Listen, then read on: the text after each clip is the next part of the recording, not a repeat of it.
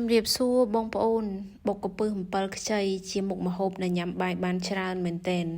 ចាហើយសម្រាប់វិធីនៃការធ្វើនិងគ្រឿងផ្សំក៏ងាយដូចគ្នាដែរគឺខ្ញុំប្រើកពឹស2ខាំ7ខ្ចី2ខាំខ្ទឹមសខ្ទឹមក្រហមប្រហុកហើយនឹងជាមួយនឹងបន្លែចាបន្លែដែលសម្រាប់យើងបុកហ្នឹងគឺមានម្អមហើយនឹងស្លឹកជីយើងប្រើតែ2មុខទេគឺប្រើជីវែងហើយនឹងជីនាងវងចាហើយសម្រាប់បន្លែដែលញ៉ាំជាមួយនឹងខ្ញុំប្រើតែតសក់សណ្តែកគួរហើយនឹងទុយងចេកអញ្ចឹងជាដំបូងគឺត្រូវខ្ចប់ប្រហុកអាំងសិនសម្រាប់បងប្អូនដែលគាត់ចូលចិត្តញ៉ាំបែបប្រហុកឆៅគឺគាត់បុកទាំងឆៅតែម្ដងចាហើយពេលដែលយើងអាំងប្រហុកហ្នឹងគឺយើងដុតជាមួយនឹងខ្ទឹមសខ្ទឹមក្រហមម្ទេសដើម្បី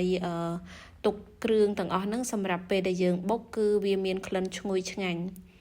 ចាហើយសម្រាប់ម្អមហើយនឹងស្លឹកជីអីហ្នឹងគឺត្រូវលាងសម្អាតឲ្យស្អាតចាយកមកហាន់វាទុកមួយឡែកបែបនេះចាពេលដែលគ្រឿងរបស់យើងឆ្អិនហើយយើងចាប់ផ្ដើមបុកបានតែម្ដងចាថែមជាមួយនឹងម្សៅស៊ុបបន្តិចហើយជាមួយនឹងស្ករសហ្នឹងមួយស្លាបព្រាចាបងប្អូនមិនដាក់អំបិលទេដោយសារតែប្រហុករបស់យើងហ្នឹងប្រៃហើយចាពេលដែលគ្រឿងរបស់យើងរាំងល្អិតបន្តិចហើយបងប្អូនដាក់ម្ជូរអំពិលចូលទៅយើងប្រើប្រភេទអំពិលខ្ចីចាប្រើ2ខាំហ្នឹងគឺដោយសារតែកពឹសរបស់យើងហ្នឹងគឺវាបឺតជាមួយនឹងរសជាតិជូរបងប្អូនអញ្ចឹងពេលដែលយើងធ្វើម្ហូបអីដែលមានកពឹសគឺម្ហូបរបស់យើងហ្នឹងគឺវា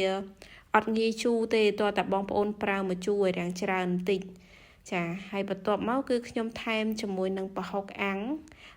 នេះគឺបើកឡើងគឺឈ្ងុយតែម្ដងចាអញ្ចឹងពេលដែលគ្រឿងទាំងអស់ហ្នឹងចូលជាតិគ្នាហើយបងប្អូនថែមជាមួយនឹងម្អមចាម្អមយើងដាក់មុនគេ